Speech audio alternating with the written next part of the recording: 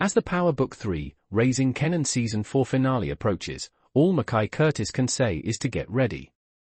Following the dramatic events of the penultimate episode, which aired on May 9th and saw Pop take out Kenan's longtime love, Crystal, Aaliyah Turner, and saw the first ever in-person crossover for Kenan and Unique, Curtis, 24, tells people that the next episode is wild. "Man, my jaw was on the floor," he says of his reaction when he got the scripts for the finale. He says he was terrified, particularly about a scene that is so big, so the artist's mind in me was immediately trying to figure out, all right, how are we going to do this? Where do I need to be? What places and marks do I need to hit? It's wild, man. I'm excited, he says of the conclusion to Season 4 of the Power prequel series, which explores the teenage years of the character originated by Curtis 50 Cent Jackson, Kenan Stark. And I got a great strong partner in Patana, Miller, to deal with, so we're going to have some fun. It's getting grim, it's getting dark. We're definitely getting to see more of the Kenan that people have seen in the original show. Kenan is locked in a chess game that everybody's playing, in Curtis' words. And that's been Kenan's mindset this whole year too, he doesn't trust anything. Following the drama of the penultimate episode of the season, which aired on May 9th, Erica Woods, Pop, told people that things are definitely going to heat up in the finale, especially given Crystal's shocking death. Pop is really starting to step up and reveal herself to the fans. And I just really think you're going to see a big evolution of Pop from Season 3 to Season 4, Wood teased.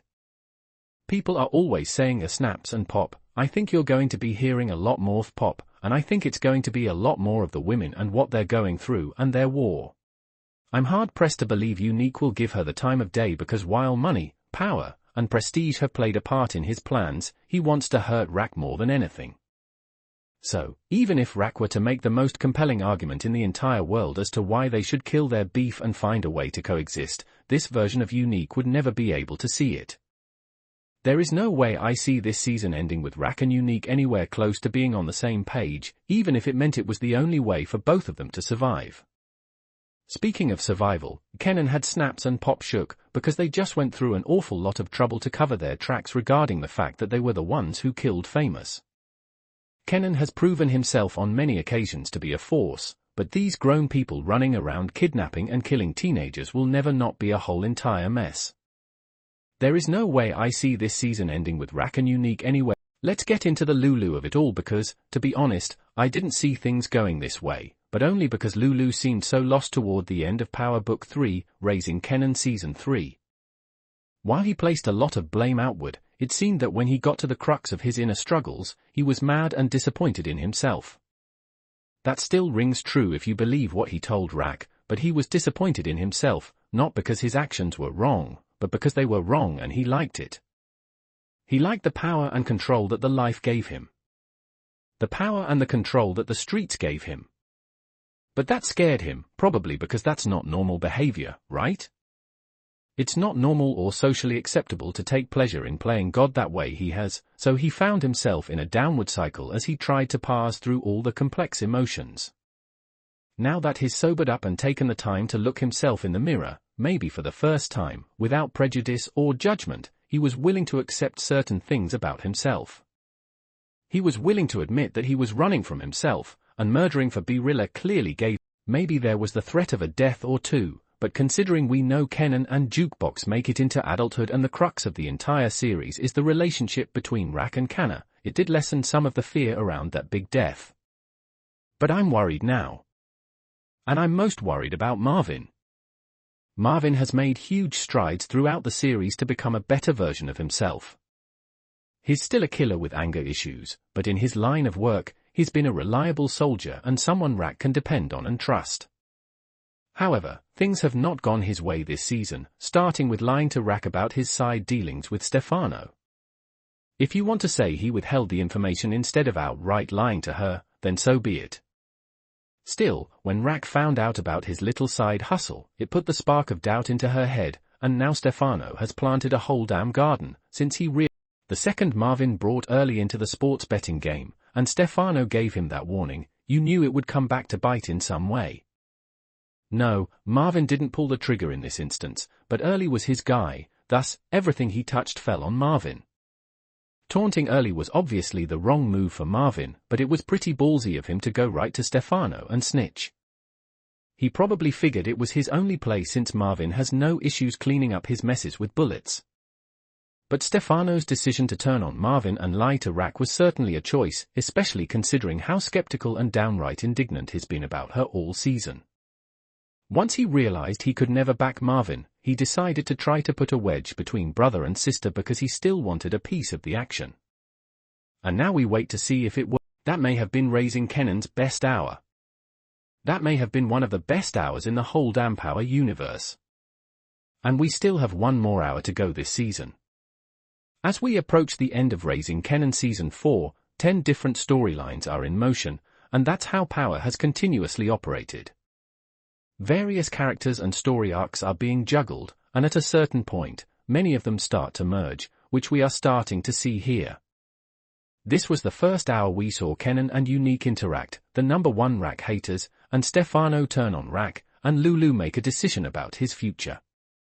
These things have been simmering all season, and things have been said out loud, and there's no turning back from this point forward, putting us in such an exciting and terrifying place as we head into the finale. I would be shocked if we leave this season with all our main characters intact, with she, and everybody but Early and a veterinarian, thought Unique was long gone, no longer a threat on the south side. She and everyone thought wrong. I was starting to worry about how long they would keep Unique hidden because there's only so long you can hide in plain sight. With each move Unique made, he was putting himself out there more and more, and at some point, somebody was going to see him and realize, damn, you look a lot like Unique. Unique would then open his mouth and make a quip about coming back from the dead, and the jig would be up. Since Unique was well enough to take care of himself again, the plan has always been to bring down Rack and take back what he felt was stolen from him, but when you're considered dead for an undetermined amount of time, it means you return to nothing. Unique's initial pitch to Russo didn't get him anything but a headache, but when he returned to him during Power Book 3, Raising Kenan Season 4 Episode 6, he had much more to offer. Unique has always been highly ambitious and intelligent. You could never ascend to the heights he did without those two traits, but since his return, he's been consumed by revenge and unable to see much beyond it. Not only was there no product for Unique, but he didn't have any people either. One thing we've learned throughout all of the Power shows is that you've got to have a plan, and you've got to have a team. Without those two things, you will be DOA. Unique was smart enough to recognize that the only hand he really had to play was to recruit others who hated Rack or, at the very least, would agree to bring her down. That's why he went to Teresa Bozelli in the first place. He played on her grief, and then he got in front of Russo so he could try to play multiple angles.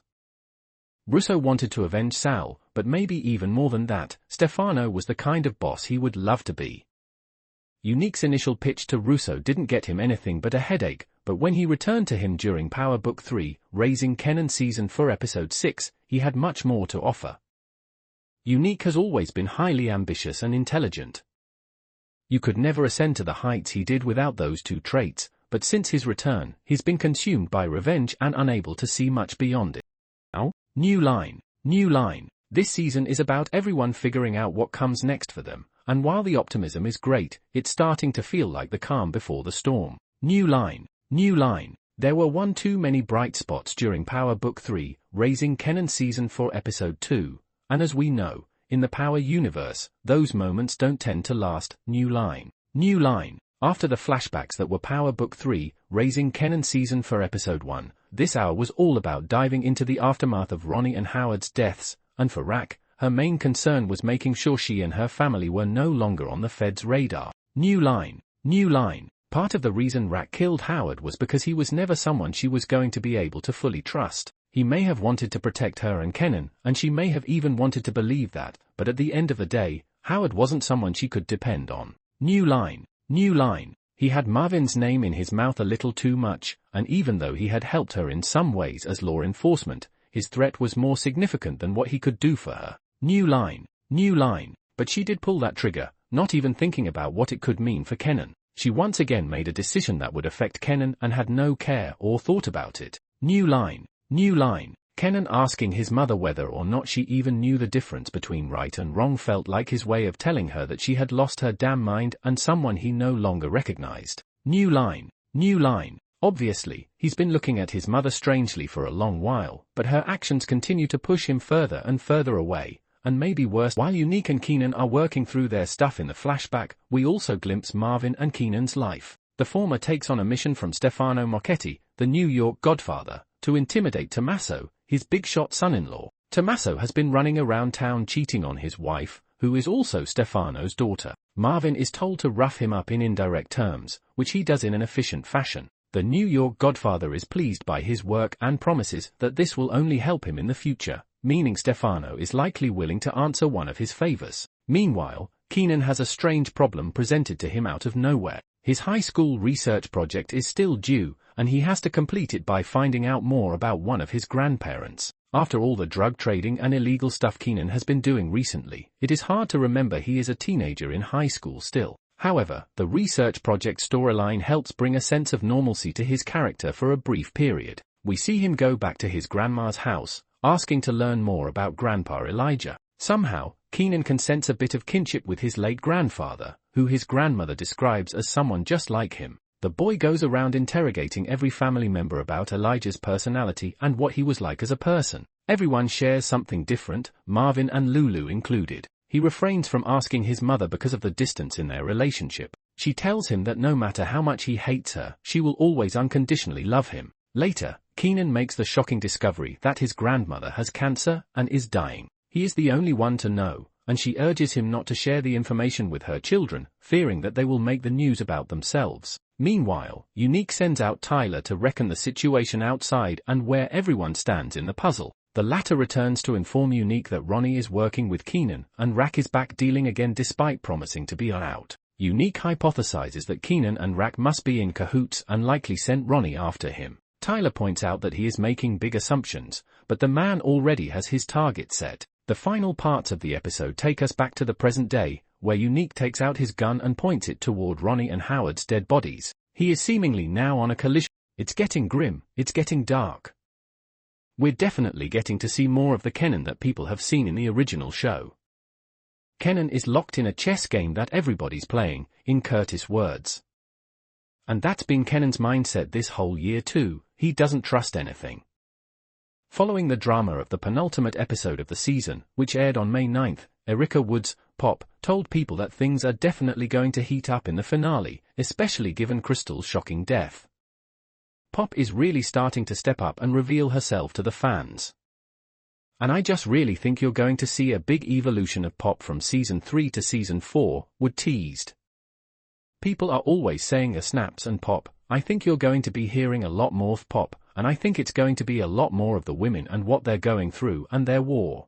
More details and answers to our burning questions. It feels familiar to go through the same environments that have become so resonant with the series, including Café Vause. It has been a regular destination since Season 3's events, providing a deeper insight into Lulu's character and the music scene that is so pivotal to the series. However, it also plays a vital role in fleshing out the world and the era. Power Book 3, Raising Kenan, introduces a number of fictional locales throughout its various seasons. These places either add to the world-building aspect of the series or have an important relation to specific elements of the plot and characters. Café Vause fits more into the second category. It is a fictional club crafted by Sasha Penn, which brings more clarity and depth to Lulu's ongoing storyline of trying to break away from Rack's world. We have known for quite a while that Lulu is tired of living a life dictated by his sister, who is wrapped up in the dangers of the underworld. While he started the series as a loyal foot soldier who does not question anything, he has undergone a radical shift in his thinking and wants to have nothing to do with his family. To that end, Café Vause presents an opportunity to have a life outside Rack's circle. The club was first introduced in Season 3 as a place that needed revitalization. Lulu sees this as a golden opportunity to have something of his own. His previous plans of succeeding with his record company were also motivated by a desire to break the bonds shackling him to his sister. While it didn't work out exactly as planned, Café Vause presented another shot at the same dream. However, in Season 3, we see a progressive decline in Lulu's mental state as he struggles with the guilt of his past life and the inability to move forward. He quickly spirals out of control and becomes a liability to the Thomas family and to Rack's needs. In his desperate state, Café Vaus is one of the few things that helps him hunger. All it took was a few small pieces of information about Rak and Kanan to set him on a full-blown revenge tour. And isn't it interesting how easy it is to hear something and then jump to every conclusion in the book to fit the narrative you need to sustain your bloodthirsty anger? Unique was not in his right mind, but he was also hell-bent on getting back at Ronnie and whoever else he felt was responsible for what happened to him. Unfortunately, Rak and Kenan fell into that trap once he started hearing about how they were moving. In a perfect world, Unique would have gone straight to Rak, and they would have formulated a plan together, but who could Unique trust? His own brother wanted him dead, so why would he think that his surprise return would be something anyone would welcome when they got something for themselves now that he was out of the picture? Early was right to tell Unique to wait in the shadows because while it may have seemed like he was down and out, he ultimately did have the upper hand. He could move in silence, find the weaknesses, and pounce when the opportunity arose. In a perfect world, Unique would have gone straight to Rak, and they would have formulated a plan together, but who could Unique trust? His own brother wanted him dead, so why would he think that his surprise return would be something anyone would welcome when they got something for themselves now that he was out of the picture? Early was right to tell Unique to wait in the shadows because while it may have seemed like he was down and out, he ultimately did have the upper hand. He could move in silence, find the weaknesses, and pounce when the opportunity arose. But even knowing all those things doesn't excuse her actions, because Rak has done some messed up stuff. Rak does what she needs to do to survive and protect the people she loves at all costs, but at the same time, she takes away a lot of their agency. She's created dynamics in which the people she loves don't trust or respect her, which eats at her no matter what. When was the last time we had a new hour of Power Book 3 Raising Kenan? It has felt like 47 years since we saw the events of Power Book 3, Raising Kenan Season 3 Episode 10 play out, and I won't lie to you, I needed a refresher course on everything that went down in the bloody finale, so this hour was a blessing in disguise. Instead of picking up where things left off, the series took another route, taking us back in time to relive all the moments we missed leading up to the shocking finale. I wasn't sure what to make of the decision to jump 3 months back, considering we'd already lived through these events, right? And if they were showing us new things now, why were they not included to begin with? Well, the answer to that was pretty damn easy when some of the first images of Power Book 3, Raising Kenan Season 4 Episode 1 we got was of an alive Unique making his way to a pay phone. We all knew Unique was alive, obviously, but the most fascinating part of the whole hour was seeing how he pulled himself from the woods and then eventually managed to make it to that abandoned warehouse over the course of 3 months. We all knew Unique was a fighter, but he was possessed by the spirit of betrayal and revenge when he willed himself to that pay phone. He was lucky someone was there to answer the call because he wouldn't have made it otherwise. Early was hilarious and a welcome addition to the season already. He was primarily motivated by self-interest, but he was also the only reason Unique got better, and the two of them should make for an interesting little duo. For starters, this was not the same Unique we knew in the past. Unique was always about his business and getting what he felt he deserved, but we also saw his walls break down when he and Rak started their little love affair because the two had much more in common than they ever gave much thought to. Rak often kept Unique at a distance during Power Book 3, Raising Kenan Season 3, whereas Unique seemed to be more invested, in the sense that you could see his feelings more in his actions and words than you could with Rak. When Unique died, Rak had a moment or two to mourn what could have been, but she also didn't dwell on it much and kept it moving, which could be the